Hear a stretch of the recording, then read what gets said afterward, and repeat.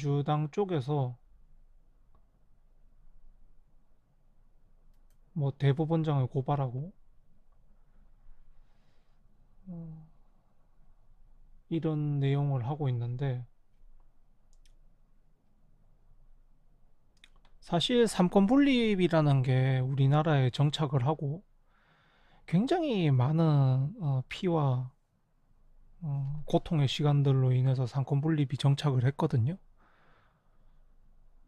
그런데 지금 이 상황은 사실 정치권에서도 민주당에서도 대법원장을 탄핵을 한다든지 뭐 고발을 한다든지 그래도 별게 없는 걸로 나올 거라는 걸 뻔히 알고 있습니다. 왜냐하면 뻔한 사실이거든요. 그래서 뭐 여러 가지, 그냥 말 그대로 이제 액션인데, 지지자들을 결집하기 위한 액션인데, 솔직히 좋은 모습은 아니죠. 네, 좋은 모습은 아니고, 그러나 지금 이렇게 하고 있는 이유는 이재명 대선 후보에 대한 지지율이 떨어지지도 않고 또 민주당 쪽의 지지율이 떨어지지도 않는 매우 뭐라고 할까, 고착되어 있는 현 상황이기 때문입니다. 그러니까 어차피 뭘 해도 지지율이 떨어지지 않으니까 그냥 이렇게 해도 저렇게 해도 뭐 다 해보자는 거죠. 네, 지금 국민의힘도 마찬가지고 민주당도 마찬가지입니다. 어, 그러다 보니 사실 이렇게 뭐 조금 보기 안 좋은 행동을 하고 또는 보기 안 좋은 말이나 이런 것들이 나와도 사실 국민들이 점점 관심이 없어지고 있어요.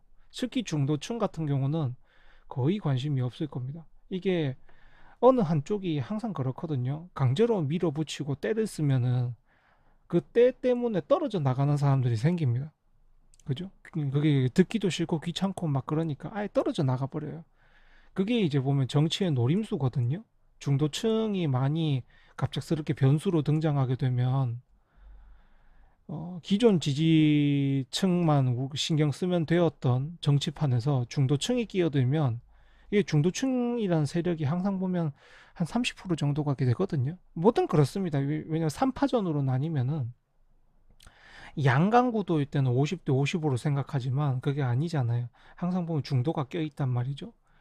우리 태극기에도 태극에도 마찬가지인 것처럼 물불이 있지만 중간에 항상 보면은 이제 바람도 있고 땅도 있고 이러면서 중도가 있단 말이죠. 그걸 딱 구분을 해놓은 게 이제 태극기인데, 그것처럼 이제 우리 정치 색깔도 한번 보세요. 국민의힘은 빨간색이고 민주당은 파란색이고 극단적 대립을 이어가겠다라는 게 이미 나와 있어요. 극단적 대립을 이어가겠다라는 게. 그리고 이제 중도층에서 뭔가 표를 주거나 지지를 해줄 만한 그런 당과 정치적 색채를 가지거나 그런 이제 인물이 없기 때문에 이 중도층이 아예 빠지는 역할을 하고 있는 거죠. 이게 여론조사에서 아예 뭐 응답 없음 뭐 또는 정당 지지 없음 또는 정당을 지지해도 지지자들 중에서도 사실 중도로 빠질 만한 사람들이 많거든요. 음, 그래서 이게 지금 보면은 결국에는 중도는 자꾸 떠나게 만들고 있고 일부러 저러는 겁니다. 국민의힘이나 민주당이나 일부러 저러는 거예요. 중도를 포용하고 끌어안고 확장할 생각은 애초에 없습니다. 우리 국민 중에 33%의 국민들은 이 정치판에서 소외받고 있죠. 네, 그게 사실이고 어느 나라나 마찬가지입니다. 왜냐하면 중도가 판세에 끼어들면 너무 복잡해집니다. 변수가 너무 많아져요. 그렇기 때문에 중도를 확실히 이제 죽이는 거죠. 네. 확실히 죽이는 겁니다. 중도를. 그래야만 변수가 없기 때문에. 그거는 뭐 여당이든 야당이든 보수든 민주든 다 똑같은 생각입니다. 그래서 계속 우리 지지자, 열정 지지자들이 더 열정적이어 주길 바라는 거죠. 왜냐하면 앞서서 사람 성격상 너무 뭐라고 한쪽에 쏠리는 게 말이 많으면 거기 관여 안 하고 싶어져요, 사람은. 그런 떨어져 나가는 사람들이 생깁니다. 그게 중도층이에요. 그래서 중도를 무력화시켜서 자기들 뜻대로 하겠다가 사실 대부분 정치 세력이든 뭐 어떤 세력이든 마찬가지거든요. 그래서 사실 선거 때에는 근데 그런 게 또 있잖아요. 우리가 정말 뭐 힘을 모아서 한번 해봤는데 그게 영 석연치 않은 결과가 나온다든지 또는 내가 원하지 않는 결과가 나오면 더 이제 안 하고 싶겠죠. 네, 그런 것도 사실 노리는 겁니다. 네, 노리는 거예요. 계속 그렇게 만들어서 중도층이 영원히 돌아오지 않도록 그걸 바라는 겁니다. 근데 지지율이 떨어지는 지금 현재 국민의힘이나 중소규모 정당들도 그런가요? 라고 물으신다면, 네, 거기도 마찬가지입니다. 왜냐하면 중도층 같은 경우는 거의 집계가 다 돼 있는 상태예요. 기본적으로. 뭐, 어느 도시의 중도층은 어느 정도 규모고, 어느 동네의 규모도 어느 정도고, 전국적으로도 중도층이 어느 정도 규모, 그게 다 그 데이터에 어느 정도 집계가 다 되어 있습니다. 그래서 사실 중도층이 움직이는 걸 무서워하질 않아요. 국민의힘이든 민주당이든 중소정당이든 무서워하질 않습니다. 왜냐하면 어차피 단체로 일어난다고 해도 그 규모가 소수이기 때문에 그러니까 규합이 안 되는 거죠. 중도라는 것 자체가. 뾰족한 세력이 없고 머리가 없기 때문에 중도라고 하는 거니까. 네. 그래서 지금 상황에서 볼 때 제3당 돌풍도 일어나지 않고 있죠. 그런 상황에서는 음, 더더욱 그냥 우리 국민들이 두렵지 않겠죠. 별로 두려워하지 않고 있는 게 눈에 보이지 않습니까? 맨날 이런 사고나 치고 있는데 국민을 두려워하지 않아요, 이 사람들이. 자신들은 국민의 뭐 사실은 국민의 종이잖아요. 국민을 위해서 대표를 나서서 일을 해주는 종인데 연봉 보세요. 국회의원 연봉 볼까요?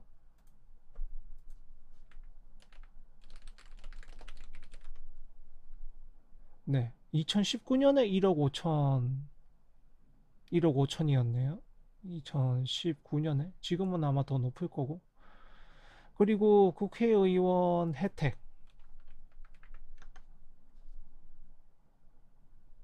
더 볼까요? 급여, 세비 1억 5천, 약 1억 5천. 그 다음 입법활동비 월 310만 원, 급식비 14만 원, 명절 휴가비, 정근수당, 특별활동비, 여비 및 출장비 등, 그 다음에 보좌진 지원, 국회의원 한 명당 9명의 보좌진 채용 가능, 사무실 제공, 국회 내 개별 사무실 및 지원구 사무실 운영비 지원, 차량 및 교통비 지원, 차량 유지비, 유류비, 고속도로 통행료 면제, 국내 해외 항공 및 KTX 철도 할인 또는 무료 이용, 해외 출장 및 외교 활동 지원, 출장 시 항공료, 숙박비, 식비 지원, 특권, 면책 특권, 국회에서 한 발언이나 표결에 대해 법적 책임 면제, 불체포 특권, 국회 회기 중에는 체포 구속되지 않음, 단 국회의 동의가 있으면 가능. 뭐 거의 그렇잖아요, 그죠? 건강보험 및 의료 혜택, 국회 운영 건강검진 시스템 이용 가능, 공립시설 무료 이용 또는 할인, 퇴직금 지급, 임기 종료 시 일정 금액의 퇴직금 지급, 정당 활동 및 정치 자금 지원, 정당 보조금 지급 및 선거 비용 보전. 네, 뭐 여기 나와 있는 게 이런데 이게 종인가요?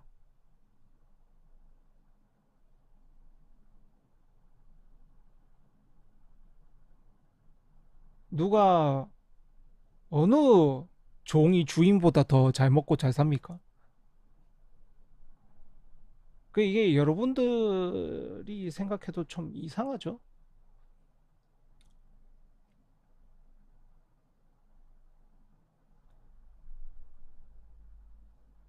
국회의원이 국민을 대표하여 입법 및 국정심의 등의 역할을 효과적으로 수행할 수 있도록 지원하기 위한 것입니다. 이 사람들이 뭘 했습니까? 여러분들에게 뭘 했죠? 여러분들 또는 저에게 뭘 했죠? 이 사람들이.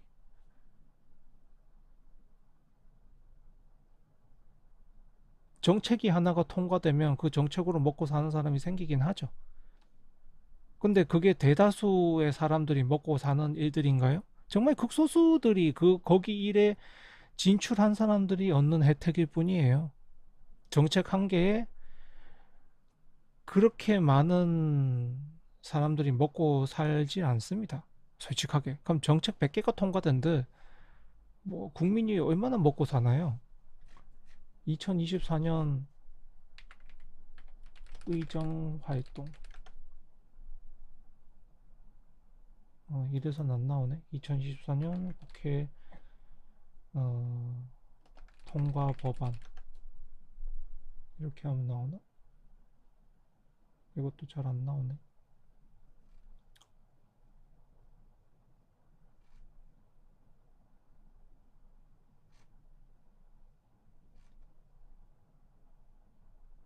뭐 여튼 여러 가지들이 이제 하는데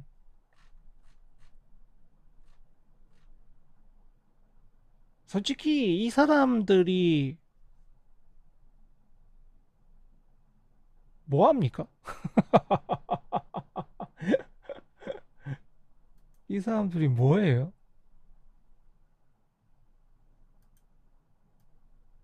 우리를 위해서 뭘 하고 있죠?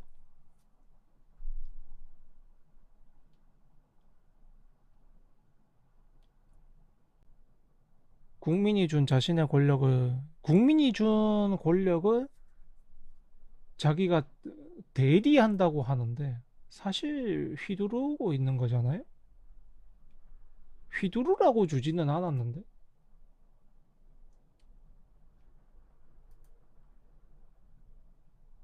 음, 그런 거 이제 여러분들이 조금 구분을 하셔야 된다. 우린 이 사람들에게 우리의 권력을 이양하거나 국회의원에게 이양하거나 휘두르라고 준 적은 없다.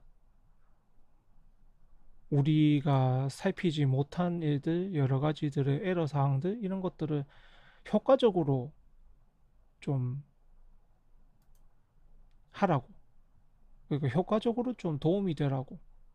대리인을 뽑은 것이지 자기가 뭐 사람이 된 것처럼 이렇게 어깨에 의시되고 저렇게 다니라고 한 적이 없다.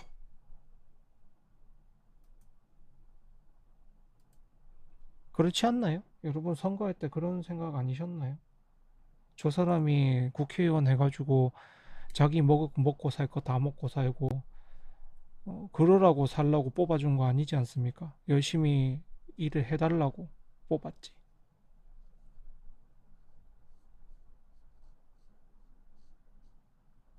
그게 지금 본말이 전도됐다. 이런 이야기들을 하고 싶은 거고요. 이번에 이제 국민의힘 같은 경우에는 김문수 후보가 슬슬 지금 상황에서는 질 것 같으니까 한덕수 후보와의 거기에서 그러니까 단일화해서 질 것 같으니까 자신의 지지율이 오를 때까지 조금 개겨보고 있죠. 개기고 있습니다. 그것도 일종의 전략인데 나쁜 전략이라고 볼 수는 없죠. 자기의 가치를 최대한 끌어올리기 위한 거니까. 그리고 사실 국민의힘이 좀 웃긴 정당인 게 계속 선거 때마다 외부 인사들을 끌어들여요. 외부 인사들을 계속 자기들은 이기기 위해서라고 하지만 아니 외부 수혈로 당을 꾸려가니까 지금 당이 망하고 있잖아. 외부 수혈로만 당을 끌어가니까. 왜냐면 당에 애정이 있는 사람이 당을 이끌고 지탱하는 게 아니라 계속 외부 수혈을 하니까 당을 안 아끼는 사람들이 들어와가지고 하니까 자꾸 당이 어찌되든 말든 신경을 안 쓰잖아요. 그거 생각이나 하고 있는 건가? 난 이 나이가 그만큼 먹고 정치 생활 그만큼 하고 일부러 그러는 것 같아요. 지금 보면. 국민의 힘이라는 당에 애정이 없어, 이 사람들이. 애정이 없어서 그냥 당을 망치려고 하는 사람들로 보여요. 당이야 어찌됐든 우리는 그냥 뭐 이 당으로 해가지고 국회의원 자리만 유지하면 됐고 그냥 이런 생각으로 보여.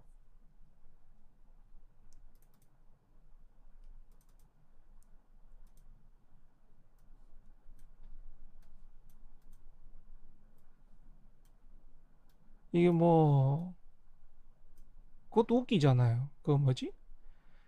윤 대통령에 대한 어 뭐 믿음, 그 다음에 신의 이런 거 할 때 박근혜 대통령 때 어떻게 했습니까? 그냥 바로 내쳤잖아요.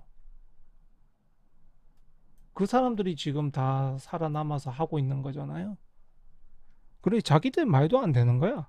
지금 보면 지금 당의 중진들이라고 있는 사람들이 이미 뭐 당을 아끼려는 생각이 없어. 국민의힘 그러니까 지금 그 당을 아끼고 있는 사람들은 그냥 그 당을 지지하고 있는 일반 국민들에 불과해요. 거기 국회의원들은 당을 아끼고 있는 사람이 단 하나도 없습니다. 그 당을 위해서 죽을 수 있다. 헌신할 수 있다. 하나도 없어. 이게 왜 중요하냐 하면 당을 위해서 헌신할 줄 알아야 그 당을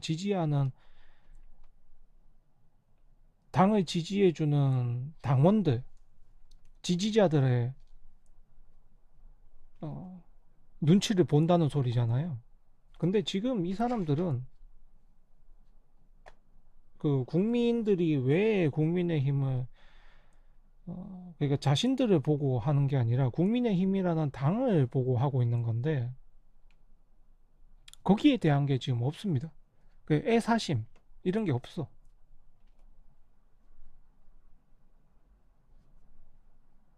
그러니 뭐 마음대로 가자는 거죠. 마음대로.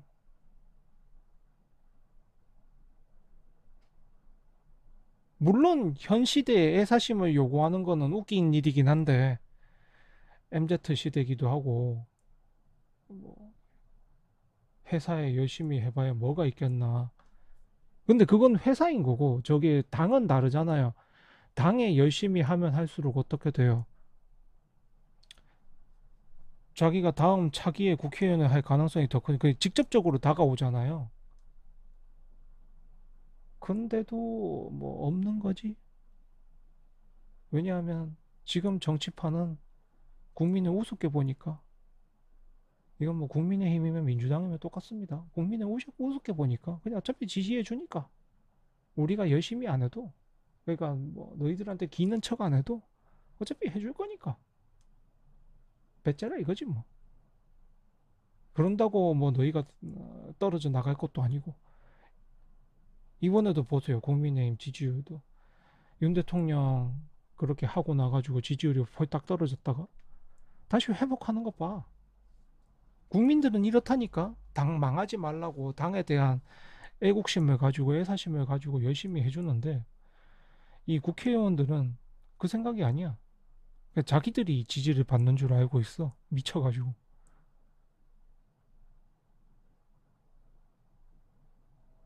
이 당의 보수 세력이 없어지면 안 되니까 이 나라에. 그래서 그냥 지지를 해주는 거고 또 민주당의 그러니까 너무 일당 독재가 되게 되면은 나라가 건전해지지 못하니까 그걸 경험한 나라다 보니까 그걸 위해서 견제할 힘을 만들어주고 이렇게 지지해주는 건데 이 인간들은 이 아닙니다. 이 인간들은 아니 자기들이 잘난 줄 알아.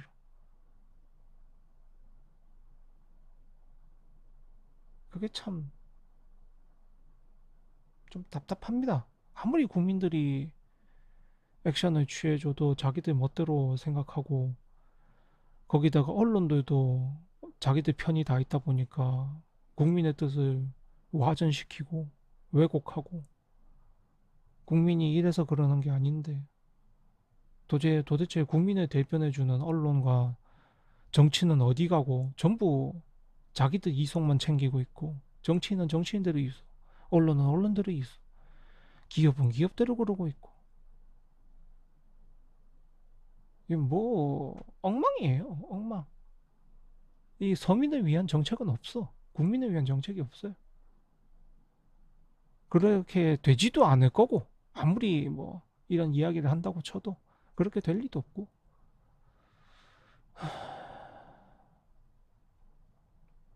네 일단 이 둘을 보게 되면은 경호일관의 김효일관이 만났단 말이죠 그렇게 되면 밑에 오묘파가 일어나는데 이게 다른 사람들이 자꾸 껴요. 그러니까 이 두 사람은 사실 그냥 두면 아무 문제가 없는 사람들인데 외부인이 끼게 되면 자꾸 파토가 일어납니다. 그러니까 김문수 지금 국민의힘 대통령 후보가 이제 한덕수 무소속 후보에게 7일날 오후에 독대를 하자고 했죠. 우리 둘이 이야기를 합시다. 왜냐하면 외부 세력의 끼니가 자꾸 파토가 나니까 이걸 없애야지. 네, 그건 잘 선택한 길인 것 같아요. 오로지 둘이 대화해서 합의를 봐서 해버려야지. 잡음이 없지, 그치지. 이거는 다른 사람한테 믿고 맡겨두면 이 두 쪽 편의 인사들이 계속 싸워요. 싸워서 못하게 만듭니다. 결국 이 단일화를 해야 되는 입장인데 주변 세력들 때문에 단일화가 안 돼요. 김문수 후보 때문에 안 되는 게 아니고 주변이 안 되게 막고 있는 거예요. 지금 따지고 보면 한덕수 후보의 지지층 세력도 그렇고 김문수 후보의 지지층 세력도 그렇고 자기들끼리 지금 기싸움 하느라고 이 단일화를 파탄내고 있는데 거기에 지금 보면은 욕바지가 김문수 후보인 거거든요. 김문수가 그래서 그렇다. 근데 알고 보면 자기 밑에 사람들이 다 그러고 있는 건데 한덕수 밑에 사람도 계속 이거 이어나가려고 드는데 웃기죠. 그래서 결국에는 이 둘은 직접 대화를 해야 하고 직접적인 문제 해결을 위해서 노력을 해야 한다. 그리고 어지간하면 정말 어지간하면 뭐 투표를 하게 되면 어떻게 될지 모르겠지만 뭐 당원 투표 그다음에 어, 국민 투표 이렇게 해가지고 어떻게 할지 모르겠지만 솔직히 둘 다 보수 후보의 대통령인 얼굴감으로는 저도 어느 정도 이제 색채가 있는 사람으로서 마음에 안 드는데 사실 이번 선거는 이길 거라고 생각을 안 합니다. 솔직하게. 그런 생각을 하고 있다면 정말 대단한 분인 것 같아요. 이렇게 윤석열 대통령이 엉망으로 해놓고 국민의힘이 아무것도 한 것도 없는데 또 민주당이 계속 드라이브 걸면서 몰매 때리듯이 하고 있는데 이 선거를 국민의힘이 이긴다? 네, 정말 이거는 기적적인 확률이라고 보고 그리고 이번에 국민들도 좀 많이 느끼셨을 거예요. 아, 국회의원들에게 너무 많은 힘을 주니까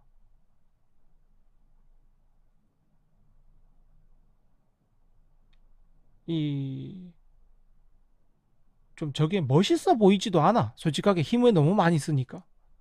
시원하지도 않고 멋있어 보이지도 않아요. 뭔가 좀 추잡해 보여요. 힘 가진 사람이 그런 게 있잖아요. 힘을 또 너무 많이 가져도 사람이 보면은 이제 세련되거나 멋있거나 젠틀하거나 이렇게 되지 않고 사람이 추해 보이기 마련인데 지금 딱 민주당을 저는 그렇게 봅니다. 너무 많은 힘을 가지고 있다 보니까 뭔가 사이다스럽지도 않고 더 꽉꽉 막혀요. 사이다도 이제 한 번에 들이키면은 탄산 때문에 폭발하듯이 딱 그냥 그런 꼴입니다. 이게 구황작물, 감자나 고구마를 먹으면서 막힌 속을 뚫기 위해서 사이다를 붓는 건데 안 막혔는데도 자꾸 사이다를 들이부어 죽겠어요. 속에서 위에서 신물 올라와. 아, 이거는 좀 아닌 것 같다. 아무리 뭐 싫어하고 그렇다 치더라도 물론 근데 상대방이 잘해야 되겠죠. 결국에는 국민의힘이 잘해야 되는 건데 언제 잘할지는 솔직히 모르겠습니다. 지금 솔직히 저는 국민의힘이라는 당의 꼴도 보기 싫거든요. 앞서서도 설명했지만 국회의원들이 당에 대한 애사심도 없고 그다음 또 당원들에 대한 음, 헌신도 없고 뭐 그런 당이 무슨 뭐 존속해봐야 무슨 소용이 있다고. 네, 여튼 그렇게 보이고 그래서 김문수 후보 같은 경우는 지금 지지율 차이가 좀 한 10% 정도 왔다 갔다 차이가 나는데 한덕수 후보에 밀리죠. 10% 정도. 근데 어차피 단일화를 해서 한 명으로 뭉치더라도 이재명 대표의 이재명 후보의 50% 근처까지 가기는 아무래도 봐도 힘들고, 그냥 솔직히 그냥 져버리는 게 맞는데 이야기를 하는 것조차 입이 아픕니다.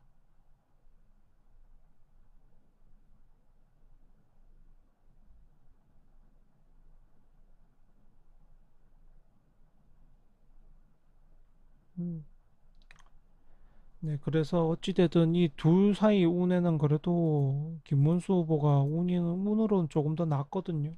그래서 아마 시간이 좀 더 흐르게 되면 김문수 후보한테 유리한 상황이 갈 수밖에 없고, 결국에 이제 한덕수 후보가 상황이 안 돼서 개인적으로 개인이 가진 금액으로 더 이상 치르지 못할 상황으로 와서 사퇴를 할 시에는 어차피 보수 후보가 단일화가 돼야 되기 때문에 자기가 그냥 떨어져 나가면 그 표는 김문수 후보한테 어느 정도 흡수가 되게 돼 있고, 그래서 결국엔 시간 싸움인데, 지금 김문수 후보 입장에서는 사실 보면은 빠르게 움직여야 될 이유가 없습니다.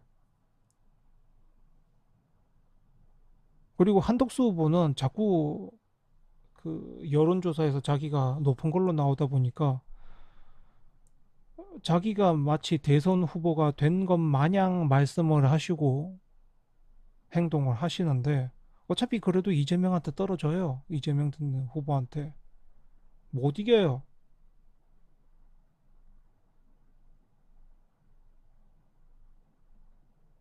그러니 나이가 지금 77이고 75인데 70이 와 있는데 세상 물정 깨달아야 되지 않겠습니까? 도대체 이번 대선은 왜 나오고 있는 거지? 전 그 부분부터 이해가 잘 안 갑니다. 그 부분부터. 왜냐면 어차피 다음 대선 때 나올 수 있는 나이도 아니잖아요. 누가 여든 근처가 된 사람을 다음 대선 후보로 내? 어느 당이?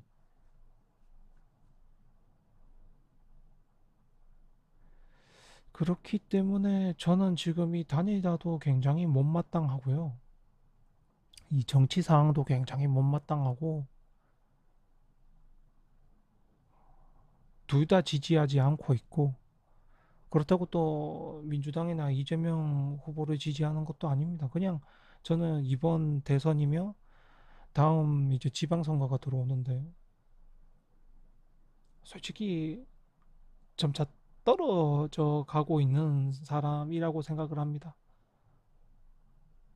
어, 제가 처음에 설명드렸지만 참 이 정치인이라는 건 제3지대를 또는 그 중도층을 멀리 시켜야 되는 게 맞다고 말씀드렸는데 그렇게 자꾸 사람을 하나하나 멀어지게 만드는 거죠. 이게 뭔가 알지만 참 씁쓸합니다. 네, 그러면 이렇게 이야기를 마치도록 하겠습니다. 감사합니다.